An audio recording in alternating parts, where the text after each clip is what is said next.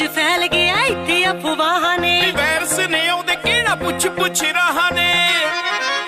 ਵੇ ਚੀਨ ਵਿੱਚ ਫੈਲ ਗਿਆ ਇੱਥੇ ਅਫਵਾਹਾਂ ਨੇ ਵਾਇਰਸ ਨੇ ਆਉਂਦੇ ਕਿਹੜਾ ਪੁੱਛ ਰਹਾ ਨੇ ਤੂੰ ਵੀ ਕੁੱਪਾ ਜਾ ਮਗਾ ਕੇ ਮੂੰਹ ਤੇ ਚਾੜਦਾ ਨਹੀਂ ਬੱਜ ਮਹਾਮਾਰੀ ਤੋਂ ਨਹੀਂ ਬੱਜ ਮਹਾਮਾਰੀ ਤੋਂ ਵੇ ਹੁਣ ਕਿਉਂ ਨਹੀਂ ਮਿੱਠਿਆ ਤੂੰ ਮਿੱਠੀ ਮੰਗਦਾ ਡਰ ਲੱਗਦਾ ਕਰੋਨਾ ਦੀ ਬਿਮਾਰੀ